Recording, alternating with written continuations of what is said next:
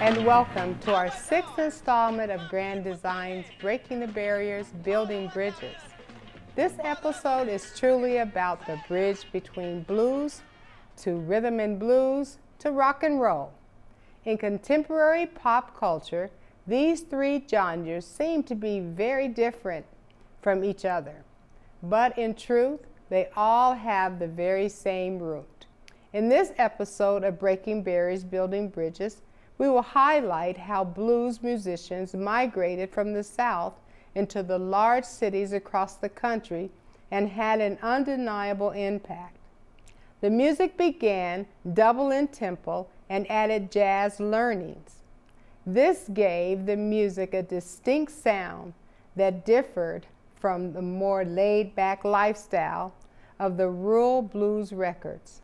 This with an increased emphasis on the electric guitar as a lead instrument, along with the piano and saxophone. It was called race music, and it was marketed directly toward African Americans. Like hip-hop music was called rap music in the early 80s and still is today. Recently, I had the opportunity to speak with the local artist, Ron Ivory, who lives to preserve R&B. Let's take a look.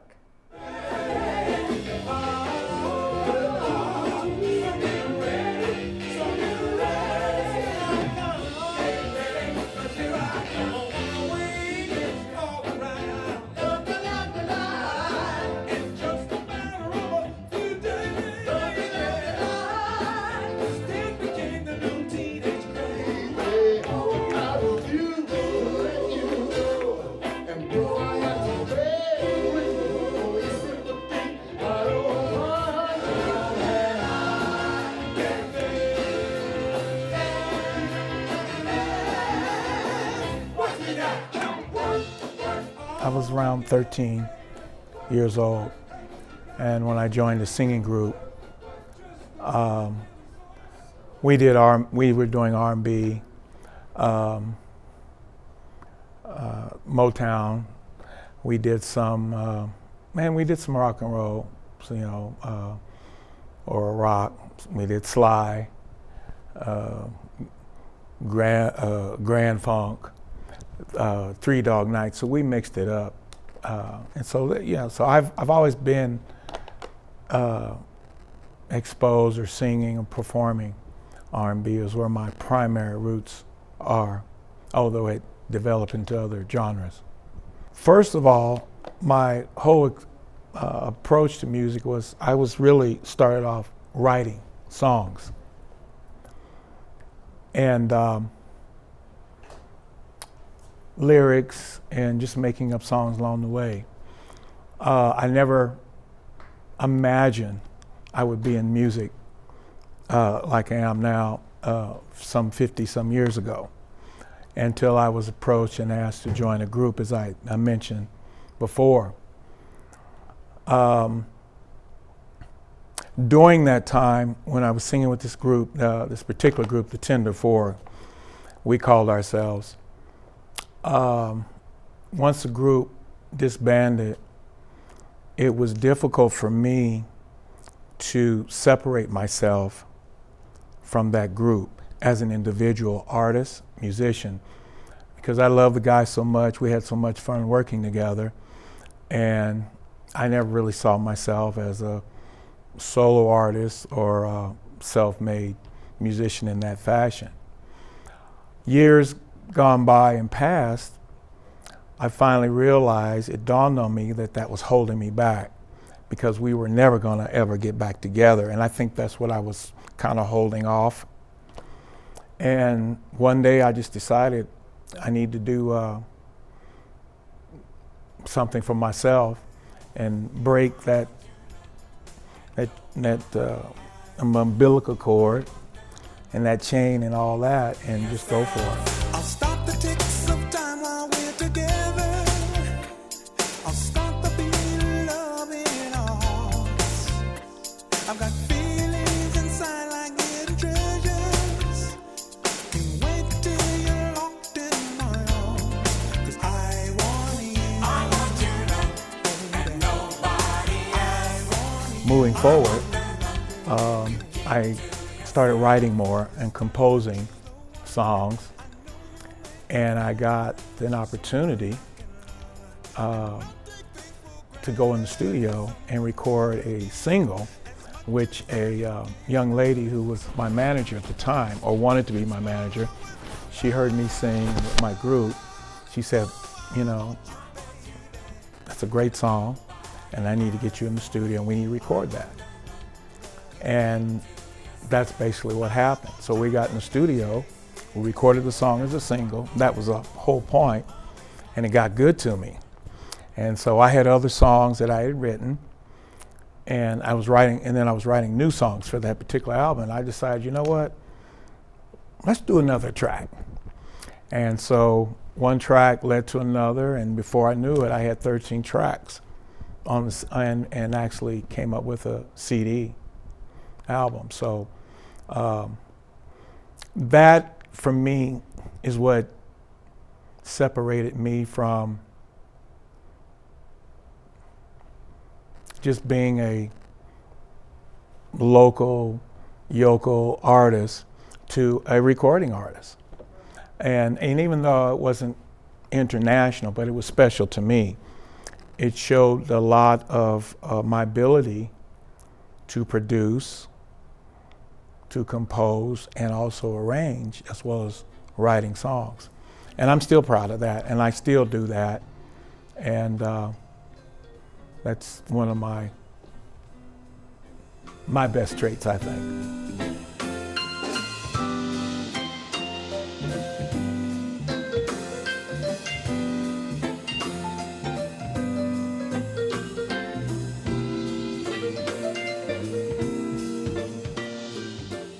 It was rock and roll still an African American art form.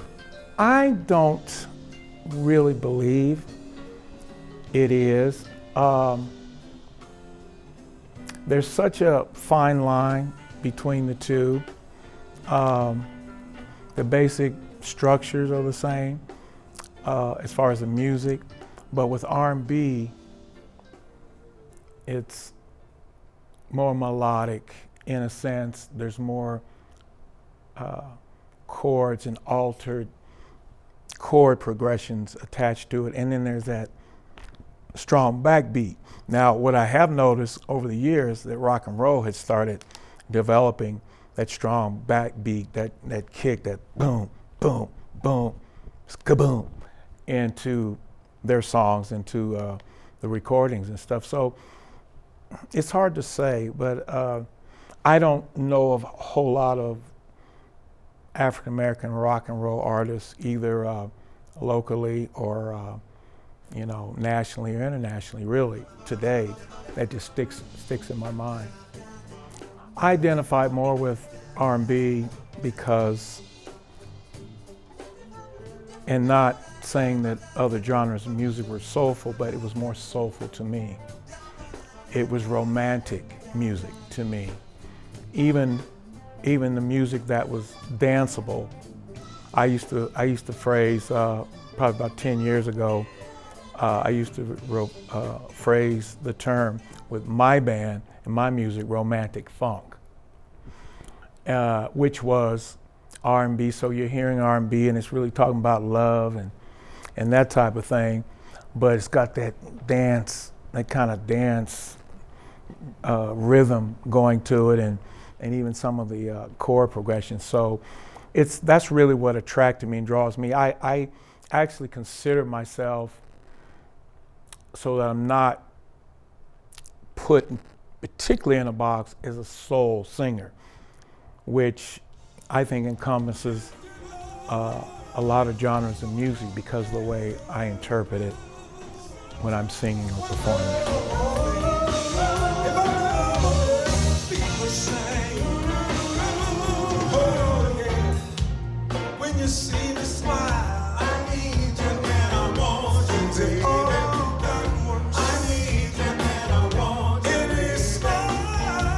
When hip-hop and as younger people started developing their own genre,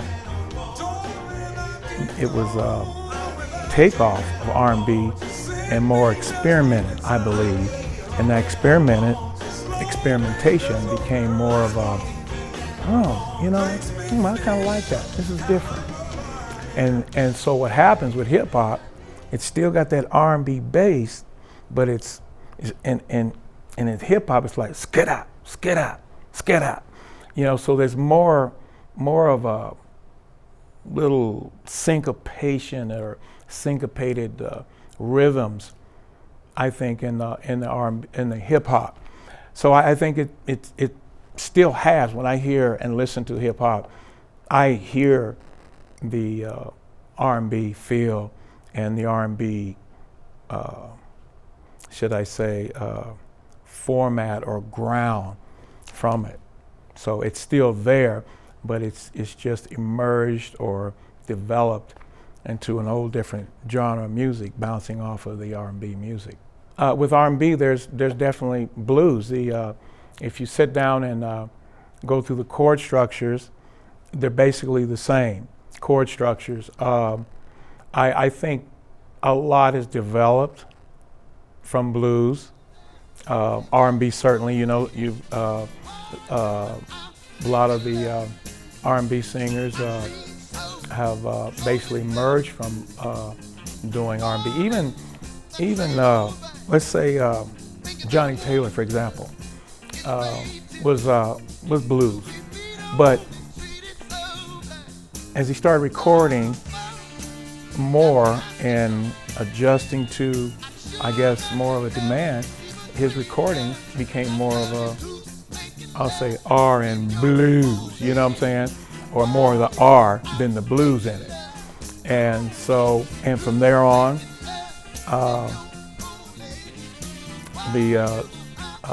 then from R&B and then the hip hop, it's all related. So it's like blues, and then you take some of that blues and you add some more different rhythms to it and some different type of melodies and arrangements, and it becomes R&B.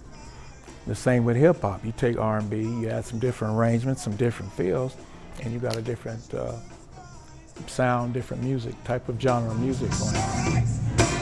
So nice. How do you? Hit me.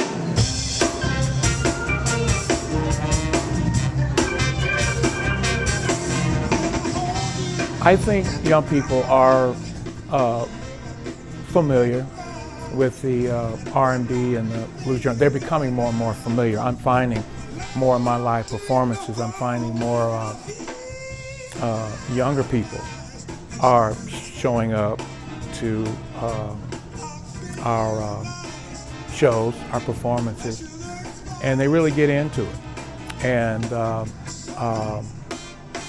And like I said, so when they go home or they're writing or they put a spin on it and create something totally different for them and for their generation. But I do believe, and this is discussions that constantly I've had with some of my clients and other musicians, that we've noticed that the younger generation and African American younger generation and non-African American has really taken hold or embraced the R&B and the blues music. I agree. Their influence with the Beatles, Elvis Presley, the Rolling Stones. I've read some and heard some of their interviews where they've just openly admitted as well that some of those artists, the Chuck Berrys, Little Richard, yeah, they had basically, Bo Diddley,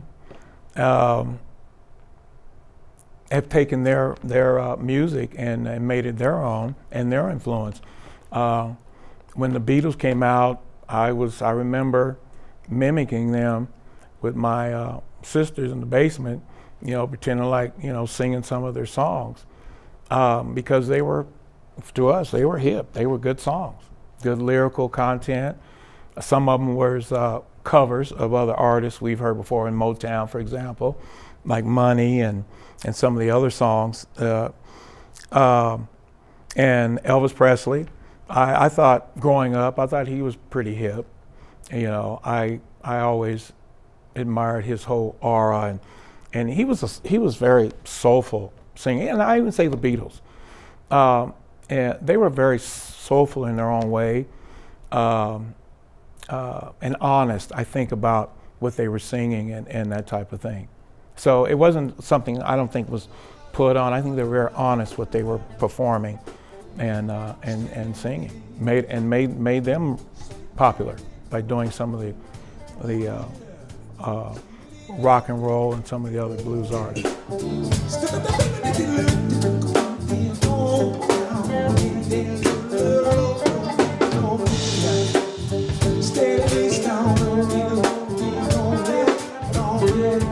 I think R&B definitely has a parallel to gospel. From my understanding, and I did some research many years ago, the whole African American experience came from the spirituals, basically, in the fields and that type of thing, and then from there, probably that blues we didn't know was blues, kind of got into it. This more of the spirituals and became gospel, and of course out of gospel became the blues, and then out of the blues the R&B. So that's how I think the transformation started from, was the spirituals, and then moved on to where we're at today. And like R&B, hip hop is a derivative of R&B and go on, and now you got hip hop and so on and so on and so forth.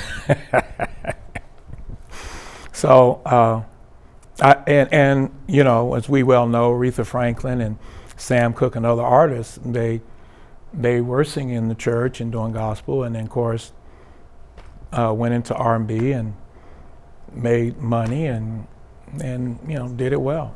And I think gospel growing up, I think has some, and what we, for those who sing R&B, has some depth, some history in whether we sang it or just listened to it growing up in the church, has a lot to do, because you can still hear some of it performing or singing. I get a lot of people asking me, why don't you ever thought about doing gospel? Because when I sing my R&B or song, I'm singing it from here and from spirit.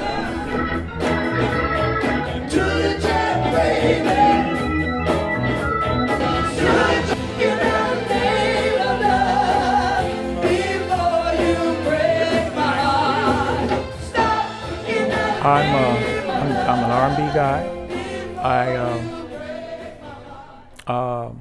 When I do listen or perform a music or a cover tune that's outside of R&B, it eventually becomes R&B because of my arrangements, my interpretation of it. So I think it's a wonderful thing that we've all shared the music over the years and over the period of time, and made it our own in our own way, and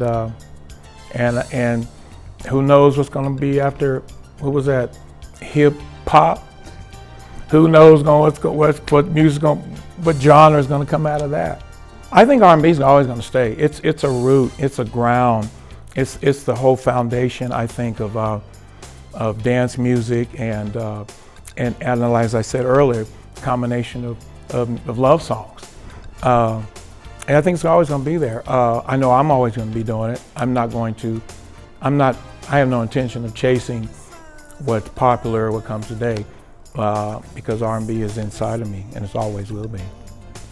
Some music experts consider Jimi Hendrix to be the father of heavy metal. Others consider Bad Brains to be the first punk band. According to the music historian and writer Robert Palmer, rock and roll was an inevitable outgrowth of social and musical interactions between blacks and whites in the South and Southwest. Some called rock and roll the soundtrack of the civil rights movement, with so many protest songs, and the hippie movements that led to historical shows like Woodstock, Up With People, and others, with groups like the Beatles, the Rolling Stones, and Elvis all claiming that their influences came from people like Chuck Berry, Little Richard, Bo Diddley, Fats Domino, and others. Bonnie Raitt, Stevie Ray Vaughan, Jerry Lee Lewis, are they R&B artists or blues, rock and roll, or all three? All we really know is that they played really good music during a time that blacks and whites needed to come together. The reality is that the dominant white culture of American society admired the styles of black music. Only after first mocking it, then studying it, imitating it, copying it for money by recording it, booking it, and selling it. The barriers broken were the result of whites' admiration and empathy when young white kids and artists loved the R&B sound, and the music industry executives saw the economic opportunities. Thanks so much for tuning in to Breaking the Barriers, Building Bridges. The social impact of African American music is clearly undeniable. I'd like to thank Ron Ivory for joining us for this episode. And it has been an honor to have you. Please remember to tune in next time as we continue the series, a journey of our history, heritage, culture, and triumph. Thank you so much for being a part of this with us. Whatever you do, don't stop the music. I'm built by the size of a mountain. I've got kisses as sweet as moraine. I've got roses to give by the acre. Love songs to the sound of the rain. I want you. I want you, love, and nobody else. I want you. I want the love you keep to yourself. I'll stop the ticks of time while we're together. I'll start the beat of love in our hearts. I've got